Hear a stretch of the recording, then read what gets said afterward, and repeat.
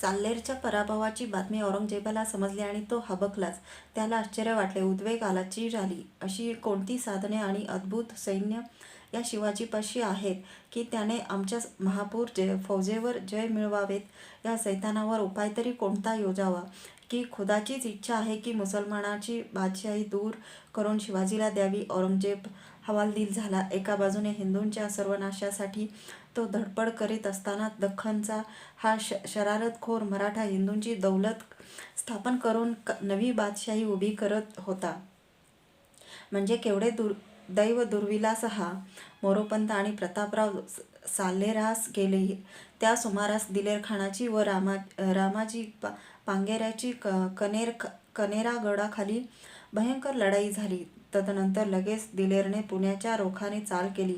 पुणे शहर यावेळी स्वराज्यात होते. खानाने पुण्यावर छापा घातला आणि शहरातील 9 वर्षावरच्या लोकांची त्याने कत्तल उडवली, अशी इंग्रजांची बातमी आहे. खानाने किती माणसे मारली हा आकडा मात्र बातमीत नाही. दिलेरला पुण्यात थांबण्याची मात्र हिंमत झाली नाही. बहादूर खान हा भीमा तीरावर होता. साल्हेरच्या पराभवाने हे दोन्हीही खान सरदच झाले. साल्हेरच्या पराभवानंतर मुल्हेरचा किल्लाही मराठ्यांनी घेतल्याची वार्ता या दोघा खानांना वर्मी लागली. आपण जिवंतपणी मरण भोगत आहोत असे त्यांना वाटले. इखलास खानासारख्या महाबळीच्या भरवशावर साल्हेरला त्यांनी वेढा टाकला होता. पण हे असे झाले. बहादूर खान भीमातीरावर अहमदनगरास गेला. एवढ्यात औरंगजेबाचे त्याला व दिलेरला साल्हेरच्या पराभवाबद्दल खमंग पत्र आले. औरंगजेबाने लिहिले, साल्हेरच्या युद्धात तुम्ही मेला का नाहीत? शिवाजीने सारा शाही मुलूक लुटला, अतिविख्यात किल्लेही घेतले आणि ही त्यांची कृत्ये तुम्ही पाहत बसलात. दख्खनचे इतर सत्ताधीश शिवाजीला नजराने देऊ लागले. याचा अर्थच काय? तुम्ही व हे इतर सत्ताधीश एक होऊन शिवाचा मुलूक का काबीज करीत नाही? त्या दुष्टाचे सर्व प्रदेश तुम्ही वेढल्यावर तो किल्ल्यावर बसून राहून काय करील? तुम्ही त्याला सर्व बाजूने वेढा. या पत्राला बहादूर खानाने अति मार्मिक व अचूक उत्तर पाठविले. बहादूर लिहितो, आपली आज्ञा प्रमाण आहे, परंतु हा शिवाजी खुद्द आपल्या राजधानीत येऊनही नमला नाही आणि आपण त्याला इतक्या कडक बंदोबस्तात ठेवले होते तरीही तो पक्ष्यासारखा कसा झडदिशी पळाला, हे आपणच कृपा करून आठवावे, म्हणजे आम्ही कर्तव्य करण्यात कुसूर करीत नाही हे आपणास पटेल. इतक्या धाडसी शब्दात जबाब लिहिणाऱ्या बहादूर खानाचे कौतुकच केले पाहिजे. हा खान औरंगजेबाचा दूध भाऊ होता, त्यामुळेच बहुधा त्याला हे धाडस करवले असावे. पण आपण शिवाजीपुढे हतबल आहोत असा कबुली जवाबच एक प्रकारे बहादूरने बादशहाला लिहून दिला नाही का? शहजादा मुअज्जमला औरंगजेबाने औरंगाबादेहून बोलावून घेतले व बहादूर खानास दक्षिणेची सुभेदारी त्याने दिली. बहादूर खानास त्याने एक थाटाची पदवी दिली. त्याचे मूळ नाव होते मीर मलिक हसन. आता ऐकून किताब मिळाला. खान जहान बहादूर खान कोकलताश जाफर जंग. पदव्यांनी रुबाब वाढला पण बळ काही वाढले नाही. मोरोपंतांनी नाशिक बागलाणातील विजयानंतर जव्हारच्या व रामनगरच्या कोळी राजावर झडप घातली व ही दोन्ही राज्ये त्यांनी स्वराज्यात सामील करून टाकली. जव्हार जिंकले दि. 5 जून 1672. तेव्हा तेथील राजा विक्रमशहा पळून मोगलांच्या आश्रयास गेला. रामनगरही याच सुमारास दि. 19 जून घेतले. तेथील राजा सोमशहा दमणला पळाला. रामनगरकर राजा दमणच्या पोर्तुगीजांकडून चौथाई खंड वसूल करीत असे. रामनगर स्वराज्यात आले तेव्हा महाराजांनी फिरंग्याकडे मागणी केली की तुम्ही आता ती चौथाई आम्हाला देत जावी. पोर्तुगीजांनी ही मागणी पुढे कबूल केली. पुढे पोर्तुगीजांकडून मोरोपंतांनी गावखंडी नावाची खंडणी वसूल करण्यास आरंभ केला. रामनगर जिंकल्यामुळे स्वराज्याची उत्तर सरहद सुरतेपासून अवघ्या 25 कोसावर जाऊन पोहोचली. सुरतेला कायमचा धाक निर्माण झाला. उत्तर कोकण एकट्या मोरोपंतांनी जिंकून घेतले. या सुमारास भागानगरचा सुलतान अब्दुल्ला कुतुबशहा हा मरण पावला. दि. 21 एप्रिल 1672. गोवळकोंड्याची बादशाही स्वराज्यापासून जरी दूर होती तरी महाराजांचे तिच्याकडे लक्ष होते. तुम्ही आम्ही दोस्त दोस्त एवढीच भोंगळ भावना महाराजांच्या मनात कुतुबशहाबद्दल नव्हती. त्यांनी नव्या कुतुबशहाकडे निराजी पंतांना वकील म्हणून रवाना केले. नव्या कुतुबशहाचे नाव होते सुलतान अबुल हसन कुतुबशहा उर्फ तानाशाह. हा अब्दुल्ला कुतुबशहाचा जावई होता. निराजी पंत भागानगरास गेले. त्यांनी शहाकडे 1,00,000 होऊन वार्षिक खंडणीची मागणी केली. कुतुबने ती ताबडतोब मंजूर केली. 66,000 होऊन रोख पंतांच्या पदरात घातले. बाकीच्या रकमेचा वायदा केला. मोरोपंतांनी कोळवण जिंकल्यावर नाशिकवर चाल केली. नाशिक येथे महाराजांचा मामेभाऊ जाधवराव हा मोगलांच्या तर्फेने 4,000 फौजेसह ठाणे राखीत होता. पण मोरोपंतांच्या तलवारीपुढे जाधवरावाचा धर लागला नाही. श्रीराम क्षेत्र नाशिक स्वराज्यात दाखल झाले. जाधवराव पराभूत होऊन बहादूर खानाकडे पळाला. दिनांक 20 जुलै 1672 पूर्वी. तसेच वणी दिंडोरीला सिद्दी हिलाल हा ठाणेदार होता. त्याचाही चटकन पराभव झाला. तोही बहादूरकडे गेला. बहादूर खानाने अत्यंत कठोर शब्दात हिलालची व जाधवरावाची त्यांच्या पराभवाबद्दल निर्भत्सना केली. तेव्हा हे दोघेही सरदार जे उठले ते थेट महाराजांकडे येऊन दाखल झाले. हा सिद्दी हिलाल तर महाराजांचा पूर्वीचा सरदार होता. मोगलांकडे तो नोकरी करून तिकडच्या बातम्या महाराजांना पाठवीत असे. जाधवरावही स्वराज्यात आले. उत्तम झाले. आईसाहेबांच्या माहेरचे माणूस स्वराज्याला मिळाल्याचे हे पहिलेच उदाहरण होते. बहादूर व दिलेर यांची महाराजांनी केवळ त्रेधा तिरपीट उडवली होती. वराड, उत्तर तेलंगण, खानदेश व गंगथडी या प्रांतात मराठी फौजा सतत धुमाकूळ घालीत होत्या. चांद्यापर्यंत मराठी सेना पोहोचल्या होत्या. बहादूर व दिलेर यांनी आपल्या कर्तव्यात किंचितही कसूर केली नाही. परंतु महाराष्ट्रात महाराजांनी चेतवलेल्या क्रांतीची ज्वालाच इतकी प्रखर होती की तिच्यापुढे या दोघांचे आणि कोणाचेच काही चालू शकले नाही. या दोघांऐवजी जर कोणी दुसराच येऱ्या गबाळ्या असता तर मात्र मराठी सत्ता थेट नर्मदेच्या किनाऱ्यापर्यंत ही नक्कीच पोहोचली असती. पुढच्या काळात बहादूरने भीमेच्या काठी पेडगाव येथे बहादूरगड नावाचा किल्ला बांधला व मोगल लष्कराचा कायमचा तळ त्याने या किल्ल्यात ठेवला. महाराजांना व त्यांच्या राजमंडळाला आता एवढा जबरदस्त आत्मविश्वास आला होता की स्वतंत्र बादशहाची निर्भय अस्मिता त्यांच्या प्रत्येक कृतीत प्रतीत होऊ लागली होती. महाराष्ट्राच्या 1/3 भागाला स्वराज्य लाभले होते. राजा लाभला होता. आता फक्त हवे होते छत्रविभूषित सुवर्ण सिंहासन. या वर्षी महाराजांना भेटावयास इंग्रजांचा खास वकील लेफ्टनंट उस्टिक हा रायगडावर आला. तो आला होता इंग्रजांच्या काही मागण्या मंजूर करून घेण्यासाठी. महाराजांनी ते ओळखले. फक्त अर्धा तास त्याची व महाराजांची भेट झाली. मंत्र्याचीही भेट झाली. पण उस्टिकला वकिलीत यश लाभले नाही. तो अपयश घेऊन रायगडावरून परत फिरला. इसवी सन 1672 मे 15 पूर्वी. शिवाजीराजा आता किरकोळ सौद्या वायद्यांवर भाळणार नाही याची जाणीव इंग्रजांना पुरेपूर झाली. उस्टिकला रायगडावर पाठवितानाच कंपनीला ही जाणीव झालेली होती. परंतु पाहावा प्रयत्न करून या हेतूने कंपनीने उस्टिकला पाठविले. इंग्रजांनी दिनांक 14 जून 1672 पत्रात स्पष्ट लिहिले की शिवाजीशी तहाचे बोलणे करण्यासाठी उस्टिक गेलात. शिवाजीने त्याचा उत्तम सत्कार केला. परंतु त्याच्या अलीकडच्या भव्य यशामुळे जगाच्या व खुद्द त्याच्या स्वतःच्याही दृष्टीने शिवाजी उच्च पदवीला चढला आहे. तेव्हा तो तडजोडीसाठी किती खाली उतरेल हा प्रश्नच आहे. महाराजांच्या उद्योगाकडे आता केवळ पुडगिरी, गुंडगिरी, दरोडेखोरी किंवा दंगेखोरी अशा तुच्छ भावनेने बघण्याचे दिवस संपले. हा एक महान सत्ताधीश आहे. हा एक महान सेनापती आहे. हा एक महान मुत्सद्दी आहे. याची जाणीव सर्व सुलतानांना व खुद्द औरंगजेबालाही झाली.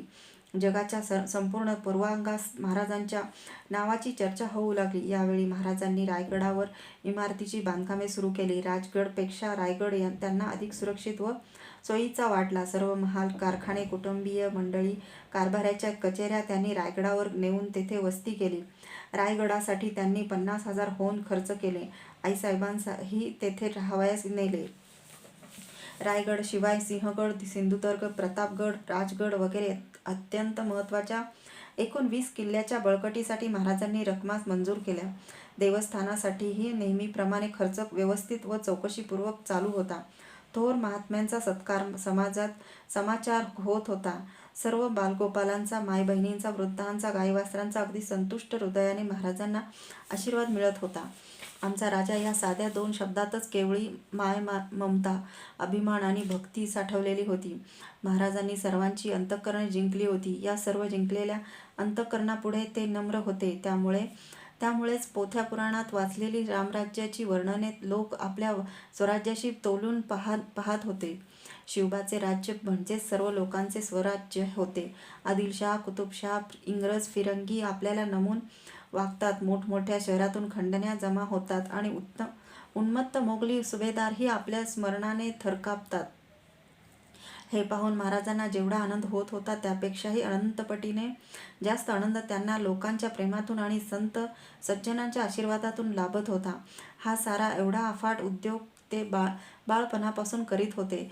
तो कोणाकरिता? याच सर्वांकरिता, स्वतःच्या उपभोगाकरिता नव्हे. यावर्षी एका सुवर्ण दिवशी दिनांक 3 एप्रिल 1672 पूर्वी महाराजांना एक अमोल पत्र आले. पत्रातील प्रत्येक शब्दाला काही आगळाच सुगंध होता. महाराजांच्या जीवित कार्याचे अचूक वर्णन त्यात होते.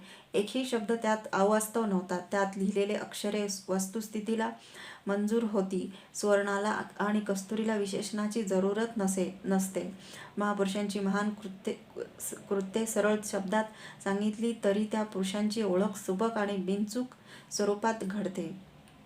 महाराजांना आलेल्या या नितांत सुंदर पत्रातही महाराजांची बांधेसूद ध्येयमूर्ती कोरली गेलेली होती. पत्राचा लेखकही तसाच भव्य, तेजस्वी, विरागी होता. आकाशानेच जणू महासागराला पत्र लिहिले होते. मेरू पर्वताने जणू हिमालयाला पत्र लिहिले होते. पत्रातील प्रत्येक शब्द म्हणजे चिरेबंदी अभेद्य किल्ला होता. प्रत्येक ओळ म्हणजे सह्याद्रीची एक रांग होती आणि त्यातून वाहणारे अर्थ म्हणजे निरपेक्ष, निर्मळ, शीतल आणि मधुर अशा मावळगंगाचे प्रवाह होते. महाराजांच्या हाती ते पत्र पडले. निश्चयाचा महामेरू, बहुत जनांसी आधारू, अखंड स्थितीचा निर्धारू, श्रीमंत योगी, परोपकाराची राशी, उदंड घडती जयाशी, तयाचे गुण महत्वासी, तुलना कैची, नरपती, हयपती, गजपती, गडपती, भूपती, जळपती, पुरंदर आणि शक्ती, पृष्ठभागी, यशवंत, कीर्तिवंत, सामर्थ्यवंत, वरदवंत, पुण्यवंत, नीतिवंत, जाणता राजा, आचारशीळ, विचारशीळ, दानशीळ, धर्मशीळ, सर्वज्ञपणे सुशीळ, सकळा ठाई, धीर, उदार, गंभीर, शूर, क्रियेसी तत्पर, सावधपणे नृपवर तुच्छ केले, तीर्थक्षेत्रे मोडिले, ब्राह्मण स्थाने भ्रष्ट झाली, सकळ पृथ्वी आंदोळली, धर्म गेला, देव धर्म गो ब्राह्मण करावया संरक्षण, हृदयस्थ झाला नारायण, प्रेरणा केली उदंड, पंडित, पुराणिक, कवीश्वर, यज्ञिक, वैदिक, धूर्त, तार्किक, सभानायक तुमच्या ठाई, या भूमंडळाचे ठाई, धर्मरक्षी ऐसा नाही, महाराष्ट्रात धर्म राहिला काही, तुम्हा कारणे अनेकही धर्मकृत्ये चालती, आश्रित होऊन कित्येक राहती, धन्य धन्य तुमची कीर्ती, विश्वी विस्तारली, कित्येक दृष्ट संहारिले, कित्येकास धाक सुटले, कित्येकासी आश्रय झाले, शिव कल्याण राजा तुमचे देशी वास्तव्य केले, परंतु वर्तमान नाही घेतले, ऋणानुबंधे विस्मरण झाले, काय नेनो सर्वज्ञ मंडळी, धर्ममूर्ती सांगणे काय तुम्हा प्रति, धर्मसंस्थापनेची कीर्ती सांभाळली पाहिजे, उदंड राजकारण तटले, तेने चित्त विभागले, प्रसंग नसता लिहिले, क्षमा केली पाहिजे. कोणत्या महापुरुषाने पत्र लिहिले हे अतिशयोक्तीची एकही कानामात्रा वेलांटी न वापरता महाराजांच्या कर्मयोगाचे आणि कर्तृत्वाचे कौतुक करणारा आणि तुमच्या देशी वास्तव्य केले, परंतु वर्तमान नाही घेतले, प्रसंग नसता लिहिले म्हणून विनयपूर्वक क्षमा मागणारा हा निगर्वी पुरुष कोण? महाराजांनाही चटकन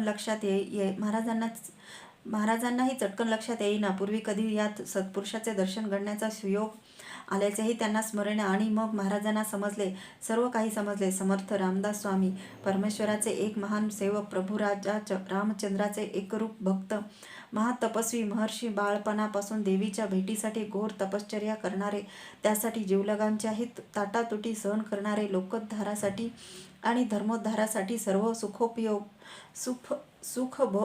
सुखोपभोगाचा होम करून देशभर भटकत राहणारे, वनगहन गुहांमध्ये एकांतात चिंतन करणारे, अहर्निश विश्वाची चिंता करणारे, शक्तीची उपासना आणि जगाचा व्यवहार लोकांना तळमळीने शिकवणारे महान संत रामदास स्वामी आपल्याला हे पत्र लिहित आहेत हे महाराजांना समजले. एवढ्या मोठ्या सत्पुरुषाचा आजवर काही क्षेम समाचार घेतला नाही महाराजांनी. असे कसे घडले? मधासाठी मधमाशी जशी भुकेली असते तसेच संत सहवासासाठी महाराज भुकेलेले असत. आणि मग स्वराज्यात राजगडापासून अवघ्या 10 कोसावर असलेल्या शिवथराच्या गुहेतील या थोर योग्याची महाराजांना माहिती नसावी किंवा विस्मृती व्हावी आश्चर्यच. इतिहासाला हे कोडे उलगडत नाही. पूर्वी म्हणजे 14 वर्षापूर्वी दिनांक 13 फेब्रुवारी 1658 पूर्वी एक प्रसंग घडला होता. समर्थाचे एक शिष्य भास्कर गोसावी हे शिवाजी राजांकडे भिक्षेसाठी गेले असता त्यांनी भास्करांना पुसले, तुम्ही कोठील कोण ठिकाण असता?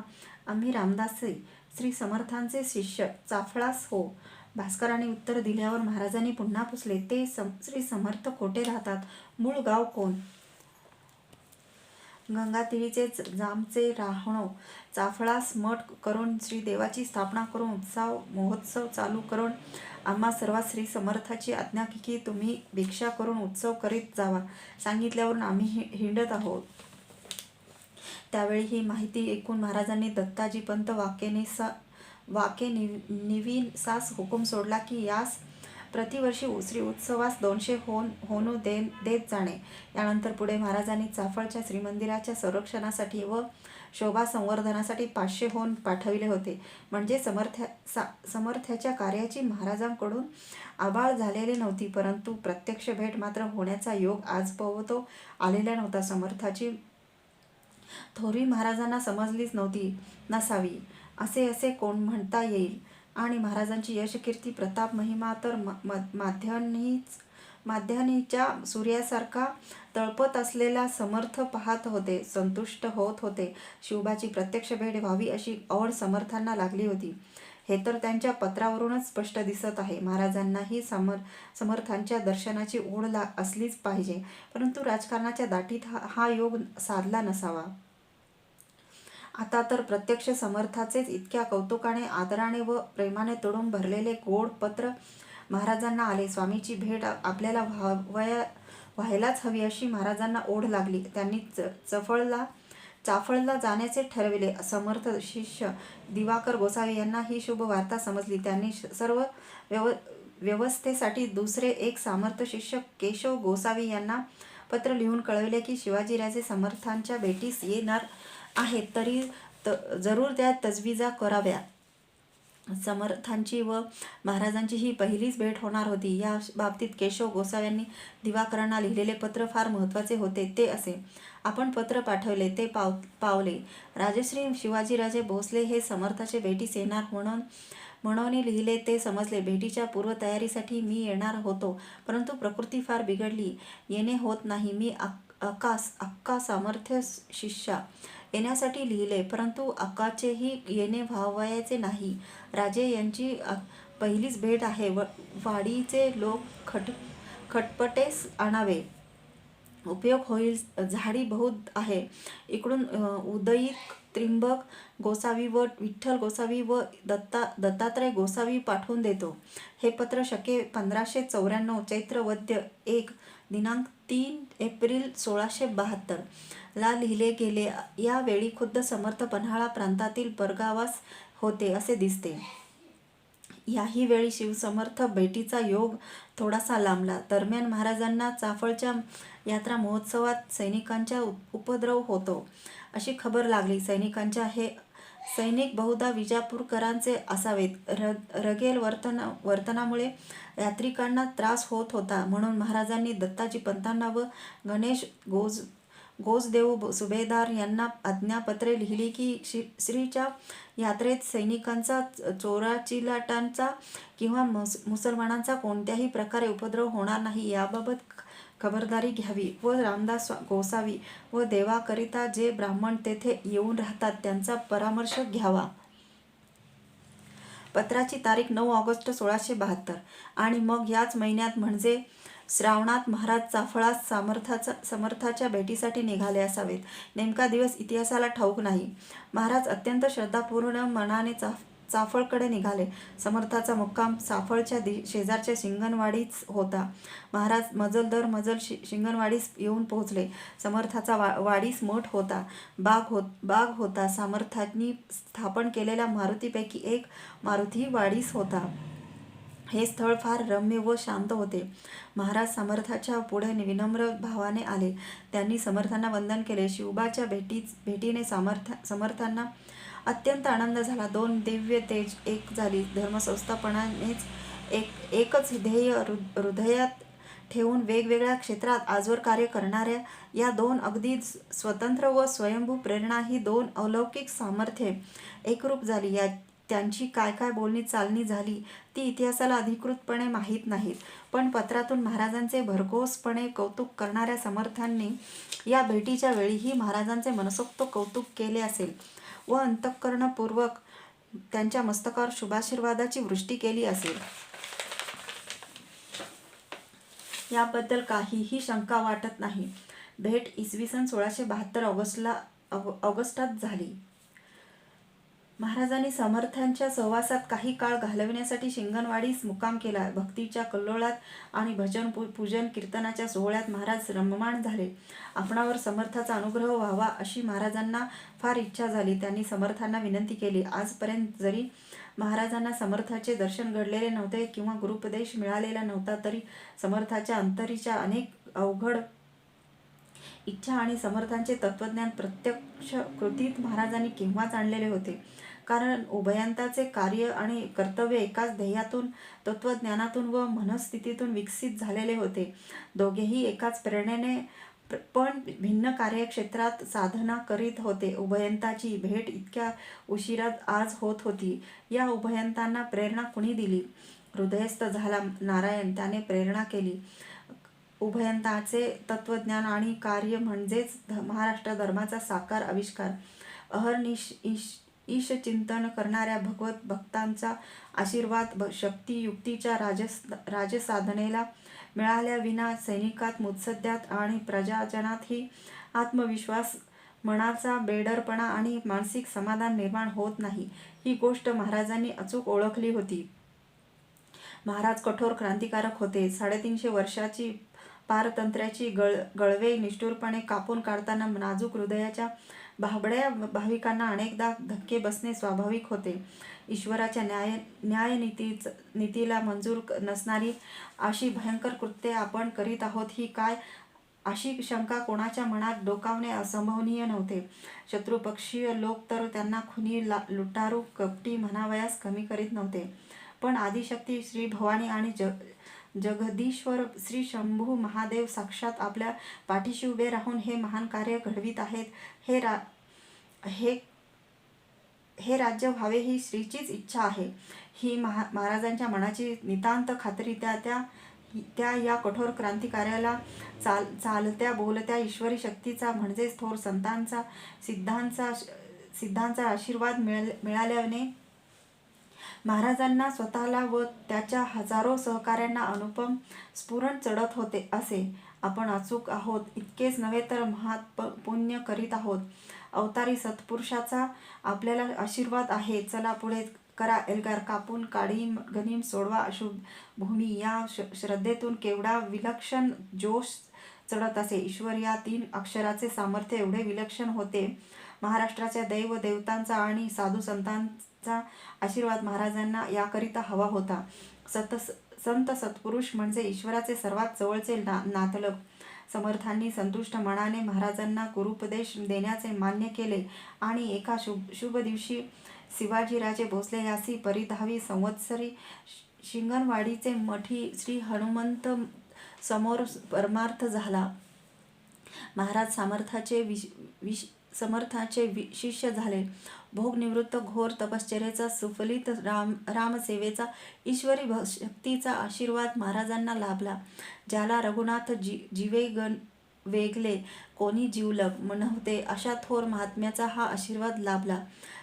समर्थांनी महाराजांना राज्य व्यवहारासंबंधी, लोकसंग्रहासंबंधी, राजकारणासंबंधी व इतरही कित्येक विषयासंबंधी अत्यंत मोलाची सूत्रे सांगितली. त्या सूत्राप्रमाणेच महाराज आजपर्यंत वागत आले होते. तरी पण समर्थांनी प्रभावी व रेखीव शब्दात तोच उपदेश केल्यामुळे महाराजांना तो प्रसादच वाटला असल्यास आश्चर्य नाही. तसेच आपले आजपर्यंतचे कार्य व व्यवहार समर्थांच्या विचाराशी अगदी सुसंगत घडले असल्याचे दिसून आल्यावर महाराजांनाही काही एक आगळेच सुख झाले असेल. महाराजांना समर्थांनी अखेर अत्यंत मोलाचा आदेश दिला. समर्थ म्हणाले, तुमच्या मुख्य धर्म राजसाधन करून धर्मस्थापना, देव ब्राह्मणाची सेवा, प्रजेची पीडा दूर करून पालन रक्षण करावे, हे व्रत संपादून त्यातच परमार्थ करावा. तुम्ही जे मणी धराल ते श्री सिद्धीस पाववीत. त्याप्रमाणे समर्थाच्या सहवासात राहून व त्यांचे शिष्य होऊन महाराज परत रायगडास परतले. महाराजांच्या हृदयात एका पवित्र घोषाचे साद पडसाद सारखे घुमत राहिले. जय जय रघुवीर समर्थ. जय जय रघुवीर समर्थ.